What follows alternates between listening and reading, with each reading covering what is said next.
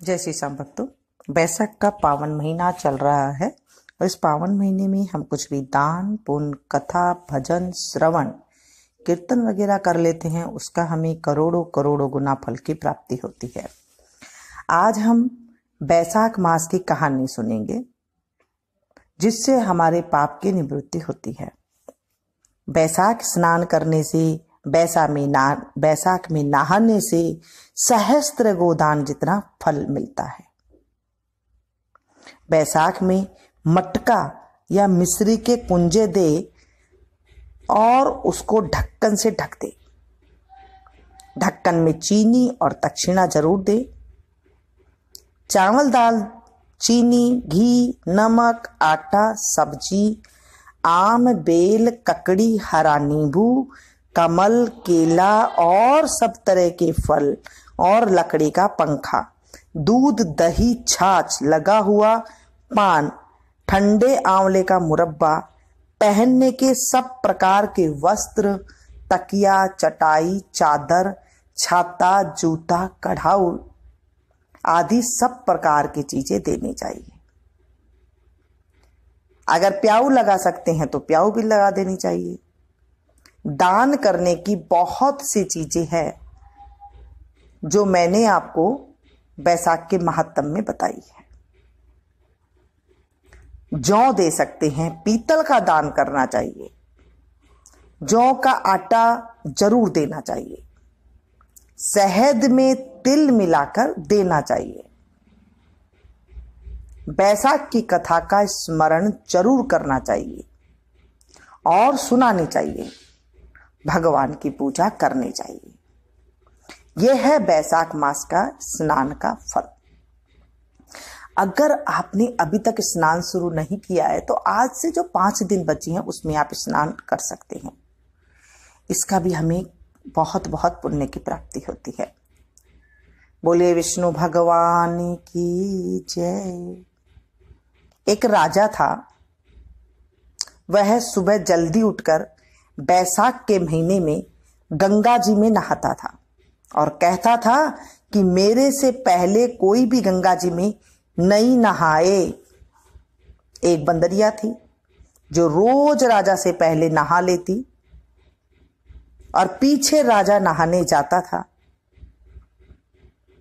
तो देखा कि जब राजा ने पानी हिलता हुआ और बिखरा हुआ देखा तो उसने पहरा बिठा दिया। सिपाहियों से कह दिया कि मुझसे पहले कोई भी नहीं नहाने पाए। गंगा जी के किनारे एक पेड़ था। उसके ऊपर बंदरिया बैठी रहती थी। डाली के सहारे से उतरकर गंगा जी में नहा लेती थी और पेड़ पर जाकर बैठ जाती थी। बैसाख का महीना पूरा हो गया। उसे एक दिन सिपाही ने देख लिया। उसने देखा कि जब अंधेरे में कुछ भी नहीं दिखता और उन्हें नींद आ जाती तब वह बंदरिया उस समय गंगा जी में नहाती। सिपाही उसको पकड़ राजा के पास ले गया और कहा, यह बंदरिया आपसे पहले नहाती है। राजा ने तो प्रण किया हुआ था कि यदि कोई औरत मेरे से पहले नहाती होगी तो मैं उसके साथ ही विवाह कर लूंगा। अब राजा ने बंदरिया से शादी विवाह कर लिया। धर्म मानने लग गया। बैसाख में नहाने से बंदरिया के बच्चे होने की आशा हो गई। पूरे महीना हो गए। जब बंदरिया ने पूछा मेरा बच्चा होएगा तो मैं किसे जगाऊंगी, तब राजा ने महल में एक घंटी बंधवा दी और कहा, जब तेरे दर्द हो तो तू घंटी हिला देना, फिर आकर मैं सारा इंतजाम करा दूंगा। राजा के कई रानियां थी। उन्होंने उस बंदरिया से पूछा, ये घंटी किसने बांधी है? तब वह बोली, राजा जी ने बांधी है। मेरा बच्चा होगा तब मैं बुलाऊंगी। एक रानी ने कहा, जरा बजा कर तो दिखा कि राजा आएगा या नहीं। बंदरिया ने घंटी बजा दी। राजा आया। जब पूछा घंटी क्यों बजाई, तब बंदरिया बोली, रानी ने कहा था। बंदरिया ने बच्चा होने लगा तो उसने घंटी बजाई पर राजा नहीं आया। फिर रानियों ने बंदरियों से पूछा कि मैं बच्चा कैसे पैदा करूं। तब रानियों ने कहा, आंखों पर पट्टी बांध ले, ओखली में सिर दे दे। फिर बंदरिया के बैसाख नहाने के पुण्य से एक अति सुंदर लड़का पैदा हो गया। होते ही रानी ने राजा को नहीं दिया और दासी को दे दिया और कहा, इस बंदरिया के बच्चे को नदी में बहा दे और बंदरिया के पास आटे को खून से लपेटकर रख दे। राजा ने आकर पूछा, क्या बच्चा हुआ है? तब रानी ने कहा, बच्चा नहीं हुआ, ये ईंट पत्थर हुआ है। फिर राजा ने संतोष कर लिया कि रानियों के ही बच्चा नहीं होता, इसलिए इसको भी क्यों होता। उधर दासी बच्चे को फेंकने लगी तो उसने नदी में फेंका नहीं गया। कुम्हार मिट्टी का बर्तन बना रहा था, उसके अंदर रखकर आ गई। कुम्हार और कुम्हारी खुदी हुई मिट्टी लेने गए तो देखा बहुत ही सुंदर बच्चा सो रहा है। तब कुम्हार अपनी पत्नी से बोला, हमारे बच्चा नहीं था, इसलिए भगवान ने बच्चा भेजा है। यदि इसको तू पाल ले तो अपने घर ले चले। कुम्हारी बोली, ले चलेंगे, अपनी ही खातिरी तो भगवान ने भी ये भेजा है। कुम्हारी ने उसको पाल पोस कर बड़ा कर दिया। लड़का रात दिन बढ़ने लगा। वह कुम्हार मिट्टी का हाथी बनाकर बेचा करता था। एक दिन लड़का बोला, पिताजी मेरे को भी हाथी घोड़ा दे दो, मैं इससे खेलूंगा। फिर हाथी घोड़ा ले जाकर कुएं पर बैठ गया। लड़के को सारी बात का पता लग गया कि मैं बंदरिया के हुआ था और रानियों ने मुझे मारने के लिए दासी को दे दिया था। कुएं पर दासियां पानी भरने के लिए आई। वह दासियों को देखकर बोला, मेरा मिट्टी का हाथी घोड़ा पानी पी लेगा। तब दासियां बोली, मूर्ख, कभी मिट्टी का हाथी घोड़ा भी पानी पीता है क्या? लड़का बोला, मूर्खो, कहीं बंदरिया के भी ईंट पत्थर पैदा होता है क्या? दासियों ने जाकर रानी से कहा, एक कुम्हार का लड़का है, उसने हमें यह बात कही और घड़े पर कंकरी मारकर फोड़ दिया। तब रानी ने जहर का लड्डू तैयार किया और कहा, ये लड्डू उस लड़के को खिला दो। दूसरे दिन वे दासियां उस लड़के को वह लड्डू खिलाने गई तो भगवान ने उस लड्डू को गोंद गिरी का लड्डू बना दिया। अगले दिन दासियों ने आकर देखा कि वह मरा नहीं है और खेलता फिर रहा है। इस पर रानी रूठ कर सो गई। राजा ने आकर पूछा, रानी क्यों सो रही हो? तब रानी ने जवाब दिया, कुम्हार को अपनी बस्ती से ही निकाल दो। राजा ने कहा,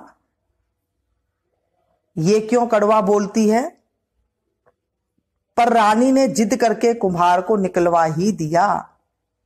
कुम्हार जंगल में रहने लगा। वहां वह लड़का बोला, पिताजी मेरे को 1 8 करुए और 1 8 गोले बना दो।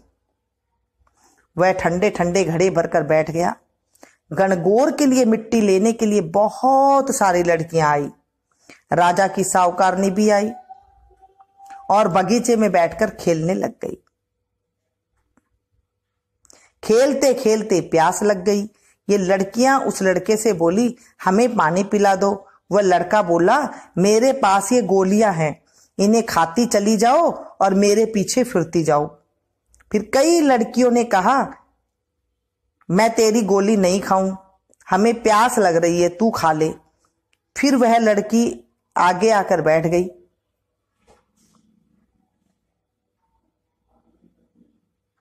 लड़कियां एक एक करके गोली खाती गई और ठंडा पानी पिया और उसके चारों तरफ फिरने लगी।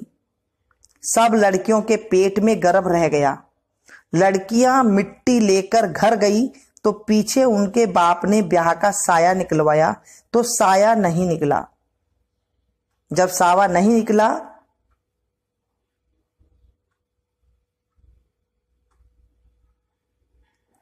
तो उन्होंने कहा कि इनका ब्याह तो हो जाना चाहिए। बाद में एक लड़कियों में से किसी का जी घबराए तो कोई रोटी नहीं खाए तो कोई उल्टी करे। फिर सबने उनसे पूछा, तुम्हारा ये क्या हो गया है तुम्हें? मुझे तो पता नहीं, मैं तो मिट्टी लेने गई थी। वहां पर कुम्हार का लड़का हमें एक एक गोली देता गया और पानी पिलाता गया और खुद बीच में बैठ गया और हमसे कहा कि तुम चारों तरफ फिरो। यह बात सुनकर सबके बाप कुम्हार के लड़के के पास गए और बोला, हम अपनी लड़कियों का ब्याह तेरे साथ करेंगे। उसने सबके साथ फेरे लिए। कुम्हार बोला, आप बड़े आदमी हो, राजा रानी हो, मेरा बेटा ऐसा क्या करेगा? पर सब कोई उनके साथ अपनी अपनी लड़कियों का विवाह कर गए। बहुत सा धन दौलत देकर अपनी लड़कियों को विदा कर दिया और इस तरह 108 बहुएं आ गई। फिर सबके लड़के भी हो गए और 108 कमरे बनवा दिए। सब बहुओं को लिए भी कमरे बनवा दिए। फिर लड़के ने कहा, पिताजी, हम सारे नगर में दावत का बुलावा देंगे। आपके इतनी बहुएं आई हैं और आपके इतने ही पोते हो गए। कुम्हार ने कहा, जिमा दो। तब सारी नगरी और राजा रानी को बुलवा कर ले गए। सब कोई जीवने आए। राजा रानी का परिवार सेना सहित खुद आया। लड़के ने कहा, बंदरिया को क्यों नहीं लाई? राजा ने कहा, बंदरिया को भी बुला देते हैं। राजा ने बंदरिया को बुलाने के लिए रथ पालकी सजाकर भिजवा दी। वहां पर सारी सभा के बीच सोने की चौकी पर सुंदर गद्दी बिछवा दी। फिर बंदरिया आई तो गद्दी के ऊपर बैठा दिया और 108 बहुओं से कह दिया, यह बंदरिया मेरी जन्म की मां है और सब कोई सोने की मोहरे देकर गोद में पोते देती जाओ। फिर सब बहुएं आई और सोने की मोहरे देकर पैर छूकर गोद में पोते देती गई। बदरिया सबको आशीर्वाद देती गई। राजा की रानियां समझ गई कि यह राजा से कहा, ये हमें बुलाकर हमारा अपमान कर रहे हैं, इसके लिए हम जा रहे हैं। फिर राजा भी लड़का बोला, हे भाई, तू बंदरिया का इतना स्वागत क्यों कर रहा है? लड़का बोला, यह बंदरिया मेरी जन्म की मां है। राजा ने पूछा, कैसे? लड़का बोला, मैं बंदरिया से पैदा हुआ था तो तुम्हारी रानियों ने मुझे दासियों को दे दिया और कहा कि इसे नदी में बहा दो, लेकिन दासी ने मुझे नदी में नहीं बहाया, उसने मुझे खड्डे में रख दिया और कुम्हारनी ने मुझे पाल पोस कर बड़ा कर दिया। और रानियों ने तुम्हारे से कह दिया कि उसके गारा पैदा हुआ है। जो दासी मेरे को ले गई थी वह यहीं पर खड़ी है। दासी ने कह दिया, हाँ, मेरे को यह दिया था, मेरे से इसे नदी में नहीं फेंका गया, इसलिए इसको मैं खंदेड़ में रख आई थी।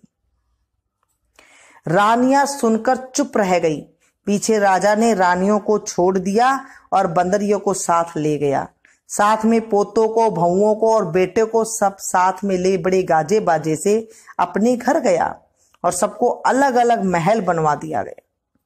सब वहां पर जाकर राज्य करने लगी और सारी दुनिया कहने लगी कि बैसाख नहाने का इतना फल है तो सबको बैसाख नहाना चाहिए और दान पुण्य करना चाहिए। बाद में कुम्हार से कहा, तेरे को जितना धन चाहिए ले ले, तेरा मन चाहे तो मेरे घर पर रह जा, तेरा मन हो तो तू अपने घर पर रह, क्योंकि तूने बहुत बड़ा मेरे ऊपर उपकार किया है। फिर उसको बहुत सारा धन दे दिया। बंदरिया बैसाख नहाई तो राजा जी का राज्य पाया और 108 पोते पाए। हे भगवान, जैसे बंदरिया को सुख संपत्ति दी वैसे ही सबको देना, मुझे भी देना। जो कोई इस कहानी को कहता है, सुनता है, हुंकारा भरता है, भगवान की कृपा से उसकी सब मनोकामना पूर्ण होती है।